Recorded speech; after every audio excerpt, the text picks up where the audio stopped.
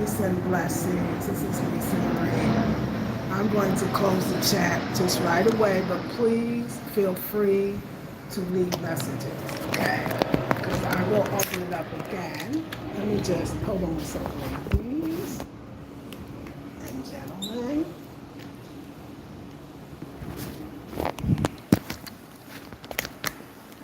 Okay. All right. So the chat is closed, which just means that I can't see the comments because I know the trolls be busy, so I don't feel like dealing with them today. Sometimes I'm in the mood, sometimes I'm not. So we are going to talk about, we're going to have a conversation. I really want to talk to those that actually migrate to other countries, right? And you decide to live there. Because that's a big topic right now, and a lot of people are wanting to move or live in other countries, especially a lot of people that's in maybe the red, white, and blue. So it's choices, particularly when you have to leave family members that don't actually want to go. A lot of times, especially I find when we make the choice as a woman, that's when I made the choice to go to Africa or to stay in Africa. Mine was more, I've stayed in Africa. I didn't actually choose it, it chose me, right? It's a hard one for a lot of people. And even though I feel like my daughter's father and I raised our child to be very Afrocentric and, Pan-African and pride in herself, and she totally, absolutely has that. She still was raised in California, which is very multicultural, and also has it's a beautiful state, and has a lot of beautiful amenities, and it's interesting too that a lot of the women that I talk to, especially diaspora, of course, Black American women that live in Ghana, I live in Ghana by the way, we don't know, I'm in Ghana, West Africa, they all talk about how their children don't really want no parts of being in Africa. They're not interested, they're not moving with you. Especially if we talk about grown children. Grown could be 21 to whatever, right? They're not going with you. They don't want to go with you. If you accumulate any kind of like land or property, housing, if anything, sell it all and you give them the money before you leave. They don't want anything from it. They're just not interested. And in a lot of ways, I can understand a young person coming to, a developing country, like Ghana, where doesn't look like, it doesn't feel like the red, white, and blue, right? It's not the red, white, and blue. And it's hard, actually, to be honest. I actually am okay that my daughter not interested in coming here, living here, or really even visiting. She don't want to deal with the long ride, but she wants to see her mommy so bad. But she don't want to deal with the long ride. I would be uncomfortable with her and the little discomforts that I can deal with, but I wouldn't want her to actually deal with it. I really actually wouldn't. So I'm okay that my daughter doesn't want to live here, right? But this is that thing that happens. You miss your child miss you, and you want to see them, but there's this great fear, y'all, that I totally have, and I realize it, and I'm just wondering if other vloggers, Black women also have this. Some of us, the long-term ones that have lived here for over 5 years, right? I really so 5 or more years, and maybe have never, and then the few of those that have never returned back. Don't think that we don't miss our children, and don't think that we don't have that missing spot, and that sometimes we question this whole thing. We question, was it worth it?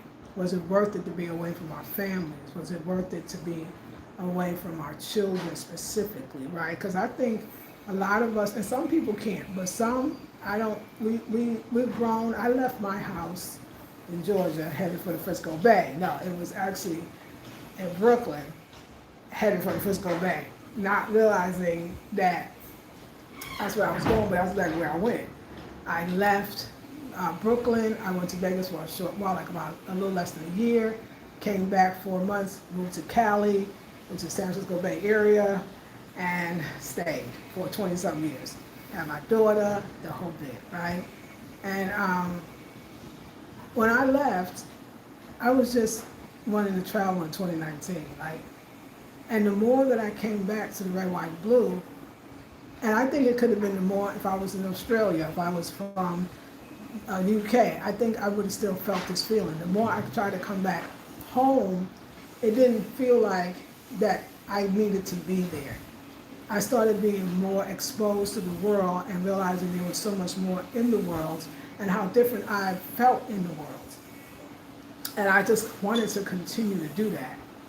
I would go to one country and before leaving book my other trip, even though I was going back to at that point, North Carolina, I was still booking the next flight from the country I just left. Or yes, so I was planning the next trip basically. It was like when they say the bug, the traveling bug, whatever, like it got you and it got you big. And at some point that traveling bug turned into maybe I could live outside the red, white, and blue. Now in my case, it wasn't because I had a complaint, too much. I didn't have a complaint about the red, white, and blue. And I'll say that while I say it to you. I was working for myself. I was taking care of myself. Like I was self-sufficient thanks to the people that loved me and took my classes. So I don't think I was as dependent on the roughness. I didn't have to go to a 9 to 5. And think about if I lived in New York, I didn't have to get on the trains during the snow and the cold. Like I didn't have to do anything. I could be in my wonderful home with my beautiful things. And so my life was definitely, before moving abroad, it was decent. But it was something missing when I left. And I remember when but I think I know what it was. When I got out my relationship and we divorced, it was very hard for me, but I didn't realize how hard it was. I just started traveling. Like that was kind of my therapy. It was my therapy in a lot of ways, but it's just a part of your therapy. You're definitely going to need more. And it was like my therapy. It was my therapy. It was like, yeah. But I didn't deal with the divorce head on. I just kind of went traveling. I think it's different when you do it that way. I think I wish I could have sat or got some assistance or help in a different way. But that's okay. It was therapy. I was over where I lived in the U.S., the red, white, and blue, but it wasn't the red, white, and blue's fault per se at that time. Now, had I lived in the red, white, and blue post 2020 or 2020 and on, I would have left anyway. That one I could tell you for sure. I know I wouldn't have been in this political climate. I probably would have left. If I was still there, probably by 20, as soon as they uplifted the ban to travel again, I would have been in Mexico. That one, because I would have been close to my daughter. I know me. I know I wouldn't have stayed. Like, not with what's going on now. No, it would never have happened. But it wasn't supposed to be that, you know. Things happen spiritually, and that's the thing about spiritual stuff. It doesn't mean like it's all rosy. It doesn't mean that you're going to make choices and everyone's going to be happy with it. It doesn't mean like everything's going to fit in a nice, neat package and it's going to be this happy ending. Being spiritual means I'm going to go with spirit. I'm going to go with intuition. And even though you're attached to all these things are attached to you. You don't think about that when you're in the spiritual zone. Sometimes when we sit back, I know a lot of us vlog, especially the ones that might be here 5 years or more and never have returned. We start feeling guilty, or, you know, we get out of, maybe we got ourselves busy, we got into relationships, and we bought land, that's what happened to me, right? Or we started doing my designing and fashion, right? Fashion. We got into the groove of life. And now that some of those things, we've been here long enough, and a lot of times now we're out of relationships that maybe have been a distraction to our healing that we actually needed to do, which we really could have did anywhere, you know, in some ways, right? We could have done anywhere. I feel like the universe took me out of the red, white, and blue at that time because it knew that I deserved to not have a stressful life. I saw that I was working really hard, even though it was my own business. I was doing a lot, but I wasn't getting any real satisfaction. Not so much on my work, because this is the work I do now. I was really satisfied, but it was when I was doing the best, as far as monetarily speaking, that's the best, because I still feel like I'm doing the best now. But monetarily speaking, I had a partner, And because of my partner, I actually made more money. He was there to pick up the pieces, to do the filming, the editing, the this, the supporting me, just in every single way, that we were more like a team. And it was nice. When we divorced, it was now on me, and I just felt like, wow. And I saw like everything getting more expensive. I had a townhouse and I had a car note. And I kept seeing, like, I said, ooh, like things is kind of changing around here. Like it's going, I don't know. I felt something, but I didn't know what it was. And so when I got to Ghana, I was like, I'm not going back. And that was purely spirit, not thinking, in my mind, like I got a whole daughter over there. I lived in North Carolina. She lived in California. She was in school. I missed her graduation from college. And, those things really hurt because you can't make it up. You can't get it back. And it wasn't there. My daughter is 29. I missed 6 years of her life, which is a horrible thought that, I'm not there. Yeah, we communicate and FaceTime and all that stuff, but for some reason it doesn't seem the same, right? Of course it does. So for some reason it's not the same, okay? And so you start to feel really bad about yourself. And it's so deep. You feel bad about not being there. I feel bad about not being there. I feel bad about not seeing things with her life, but so I go, well, why won't I go back? Because a lot of you asked me, somebody asked me in the comment section, another video, and I wanted to address that because I feel like I never did a video on it. And you said, do you plan on going back? Because it probably was on the video where I was complaining about God. I'm sure it was. We do complain, but we're not going nowhere, most of us. The thing is, I don't think for my mental health I could do that. I'm actually more relaxed, and I don't want to deal with all of that. And I'm torn in that way. If my daughter wasn't there, I would never, ever, ever even think about going back. I wouldn't even, there's nothing I miss. It's not how I'm used to here. This is what I know now. There's nothing that I miss but her. And my family too. I got sisters, I got siblings, I love them, I miss them. We're grown. And I like I said, I lived away from New York, which is where my family is. And when I lived in Cali for over 20 something years. So I saw them twice, maybe once or twice a year. I got to talk to them, so it felt different, Then I moved to North Carolina, and I saw them a lot more because they're in New York. I was in North Carolina. But my daughter is from my flesh. She's from my womb. That is that's different. And that one is, if my daughter wasn't there, we would not even be having this conversation. If my daughter wasn't there, I wouldn't think about it. I don't want to. And again, I feel like if I was was born in Australia, born in the UK, I don't think I would ever want to go back. I just am not the backward going person, and I know when life is better. I know on a mental health level, I was feeling very depressed before I left the States. I don't know what it was. I don't know if it was I live in North Carolina, not married, single, and that don't feel like that's the place. I don't know, the South, or at least the South, I only know North Carolina. It felt, when I first moved, I was married, we had this land, we had these dreams, and once I moved from the countryside to Durham, I thought, I'm in the city, it's gonna be better. And I had a car and everything, but I don't know. I just, it was like, this is not my life. I had furnished that place that I couldn't furnish it anymore. At some point, I was trying to buy stuff to make myself feel better. There was a deep hole still inside of me, and I think it was partly I didn't heal. I just got divorced from the man I was with for 10 years, And I think that was a big part of it. But also, I don't know if, it's almost like that place was about me and him. It wasn't about me. Had it been just about me and I was single by myself, I wouldn't have moved to North Carolina. I don't think Spirit would have told me to. I think some things are a package deal. And once the package is severed or gone, separated, it's not this, everything changes, even around you, the place you would live, the things you liked. it just did. And I could see how that would have happened anyway.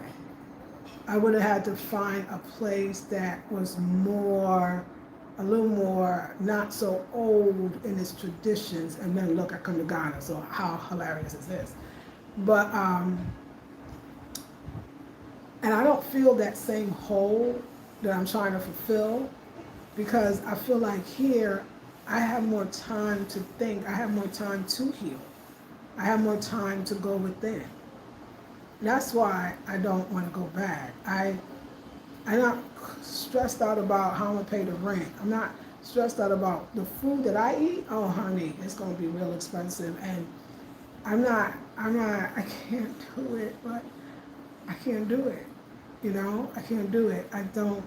And I think a lot of us that have lived here long, that have never been back, the red, white, and blue terrified us.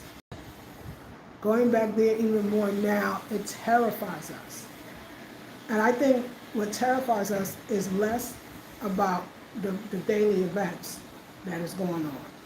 I think it's more about a way of living and a way of moving that we get to do here. There's a freedom that we can just go and come. We also know that we've been gone so long that it won't feel the same. It's not the same, first of all. It never is the same. But it won't feel that same. It won't fulfill us. Just like, I think when we left, we were not fulfilled. I think when we left, we were supposed to leave. I think when we left, it was divine. It was from the divine. It wasn't a choice. We keep thinking we chose this place. We keep thinking that we left everything. No, Spirit took us, removed us, and put us right here. Sometimes we go back and think, I never would have chose this place, or I came for the wrong reasons. No, you came for the right reason. Because whatever conclusion on the spiritual or the inner level that you're getting to right now, that was only Ghana, for some of us that's here, could have got us to that place. There's no easy choices when you are following Spirit. It don't make life easier. No, I wish it did. It just makes life more purposeful. We wouldn't have done the great things we've done, bought the land and, decorated the way I did and had things built. That was necessary to the evolution of my soul. Only thing I can do now is ask the divine, you please fix this. How can this work for me and my daughter? We even talked about, me moving closer, which I like I said, if I had still been there, I would have been in Mexico. I don't make enough money to qualify for residency. I don't want to go in no country and have to leave after every 180 days. I don't even have it like that to do. At my age, I want to be settled down somewhere. I want to know this is where I live, and I'm not able to do that. I'm not able to do that in Panama. I'm not able to do that in Mexico. Every one of these countries got some type of, rules and regulations around you staying there as a resident. And so I can't go. It's not, I cannot. So that leads me to believe that I must be in the right place. What I have to do is pray about it, meditate on it, ask Spirit to intervene.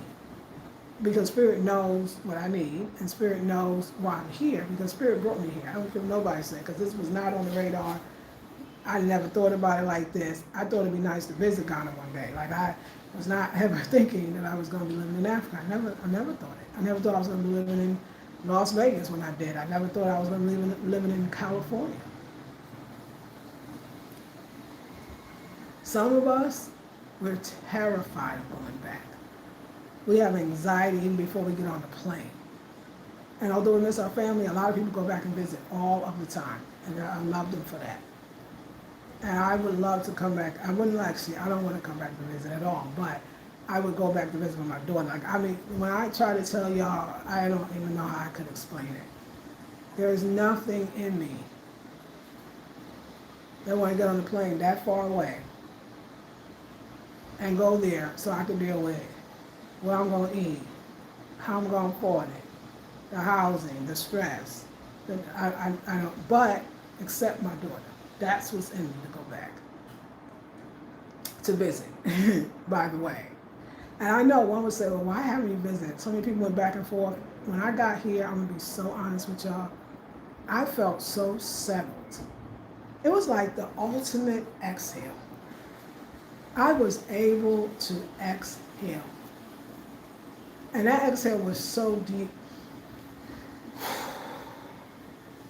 It was so deep that the thought of coming out of this comfort, the thought of coming out of this relaxation, and getting up and voluntarily going back to hectic and it didn't even, I couldn't do it. It was almost like the most selfish part of me. The only way I could use another word. It was like, please, just, it's okay, enjoy, like, it's okay, you're good, like, it's okay. I don't have it in me.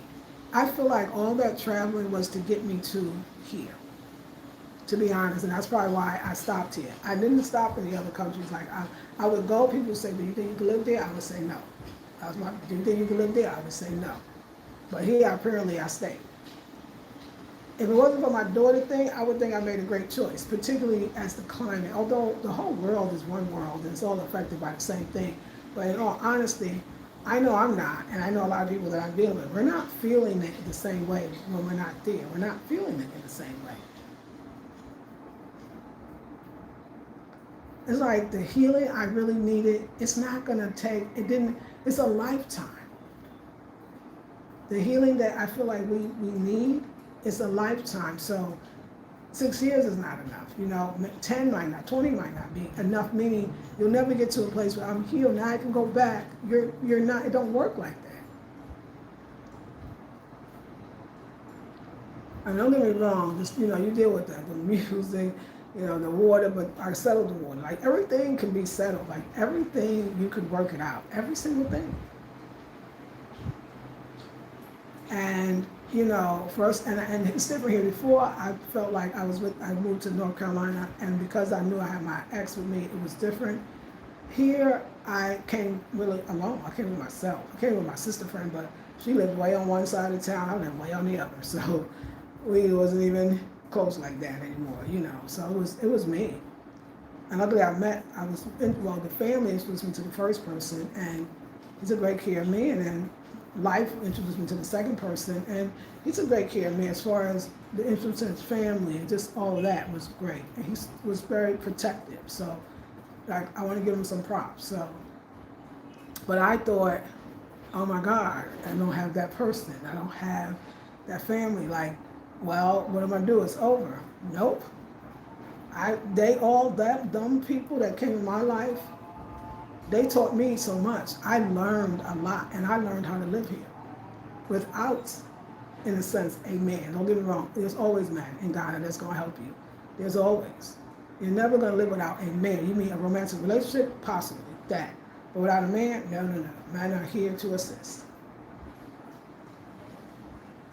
So life still go on. Like, I don't feel like, oh my God, I wanted to go home. Oh my God, this is home. This is what it's looking like right now. You know what I'm saying? Like, it's not like I'm rushing to go home. This is home. I can make it here. I can make it here. I know I can. And so it's just that thing, who would leave somewhere where you're feeling resting, you're in the exhale mode. And for me, African style, my African style, because you could be very rich and have different African style, I'm living my soft life.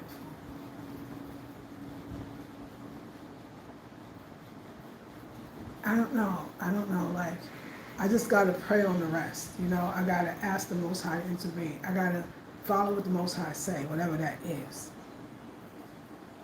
And of course, with the current climate in the U.S., I even want to be there less. Of course I do. Like, I feel like, what's interesting too about going away, and coming back to visit. At first, everybody's so excited that you came. But because the way that the U.S. is hooked up with the hustle and bustle, you don't even get to see your people like the way you want to. they love you for a minute. After a while, it's like, okay, you're here, you're kind of taking up space. You don't really have enough money to even be here, which means your family feel like they might have to pick up the slack, and then they already trying to pick up their own slack. And I think people want you back, but it's not. People are so busy there. You know, this is in general. I could see it, so it's a whole nother thing. You know, and then I don't want to deal with the weather. I think that would be a horrible shock to the system. This is what I say. Like, we'd be like, oh, that's small stuff. It's not small stuff. And people that live there, you know it's not small. It's a chunk of your life each year. So a chunk of your life, period, that you don't even like. You don't like the weather, you don't like that time, you don't like it. You don't like it. I mean, I'm a black woman. We need the sun. We all need it, actually, but we need it more.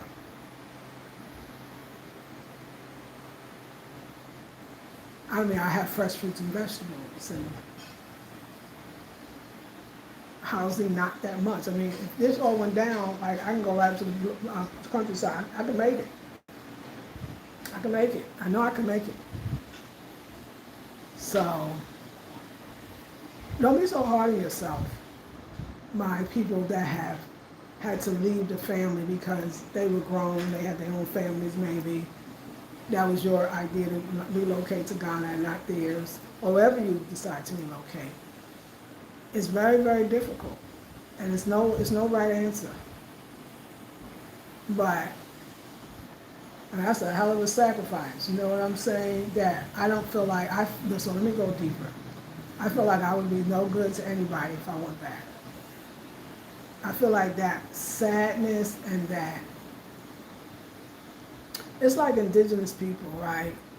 That, and I'm talking about deeply indigenous communities around the world. And then they want to go into places like, and I'm thinking like Amazonian rainforest type indigenous. I'm talking about people that really live in the land, right? And close to the land. And then you take them to New York City. Whoa, they probably will pass away in less than a year. It's a little too harsh for the system. It's actually not really even normal. You know, the way that the Western world lives in some ways as it pertains to our nervous system, as it pertains to our mental health, as it pertains to our physical health as well. Nobody's really talking about it, but people are talking about it. You know what I'm saying? So there's nothing about that way of living that is conducive to people who want to be closer to the earth. It's not a healthy place. And then couple in the whole race thing, it becomes now it's not psychologically safe. It's not politically safe. So it's not it's not psychologically healthy. It's not politically healthy. There's stress that I believe, as people from Red, White, and Blue, that's what I'm talking about, that they have that they don't even know it until they actually leave. The longer you're away, the longer you want to be away. And yeah, I just wanted to share that. I don't know if that makes sense to anybody, but I kept hearing Spirit this morning kept saying, don't be so hard on yourself. Don't be so hard on yourself. I'll work it out for you, I promise. You're doing something right. You're making a great choice. It just hasn't come to pass yet. You're actually helping the rest of the family. You're creating a space for others. This might be exactly what people need. Don't worry, somebody got to be the pioneer, the seer. Somebody got to be auty, which is trailblazing tree, right? Someone has to do it. People are not going to see when the visionary, what the visionary sees, but they can reap the benefits of the visionary. Someone has to go and leave it all to create something new for the ones that seemingly that they left. She keeps telling me, I know you can't see the end. I know you can't see the purpose of being separate from your daughter, separated from your daughter, but I promise you there is one, and it will turn out perfectly. You keep following your intuition. You keep following your mind. It's actually, this is the way it looks. And this is the sacrifice, but the sacrifice will bring great rewards for not just you, but anybody in your family that wants it. I was saying to my sister the other day, I was like, we do as a family, right? We have to diversify where we live. Just for reasons just like this. We should have family members in Brazil. We should have family members in Ghana. I'm talking about diasporas. I'm talking about red, white, and blue people. We should have people in Kuwait. I don't really care. Somewhere. You know what I'm saying? Like, we should be able to say, wow, it's getting a little rough, or your family like, yo, come out here for a while. All of us in the same place is like sitting ducks. There's nowhere to run because we're all in the same place. We got to have that one in the family that decides, because sometimes, forgive them, Father, for they know not what they do. A lot of times our children or even our siblings and even our maybe parents, if that applies, if that's applicable. They're so scared of everything that you'll be right over there with them scared. It wasn't their calling, how about that, to move like you did. But it may be you that actually helps them if they're ready to go. You gotta understand and know that you will live to see why you were the one that left. You will live to see why you're the one that never returned. You're going to help much more people, and particularly the people in your family. I think about Harriet Tubman, who, escaped from slavery. No, she escaped from slavery. No quotes. And she would risk that to come back to get her people to freedom. And I remember it was when she went to get her mother and father, and they was like, what we gonna do? We too old to be free. She said, you ain't never too old to be free. I remember all the people, the enslaved Africans that she did get, and the road was tough, and all the underground railroad, and all the ways they traveled, and they were scared. Some of them wanted to run back, because they was brainwashed almost to their master's only savior, and everything else is hard. And she pulled that gun out and said, I'll kill you dead, basically. You ain't going back, because it's too late now. You're going to get us all killed. In some ways, I feel like that's a mighty person. If she had did what everybody else did, we would never even be talking about her right now. She had to sacrifice for freedom. She got to freedom and died in freedom, thank God. And the people that was willing to take that risk also got to do the same. History continues to repeat itself. And I believe in some levels or some ways that is what my job is. Hopefully for my family. So it is. So thank you so much. Again, I closed the chat, as you could see. I'm going to open it. I just want to see if my people know. Okay.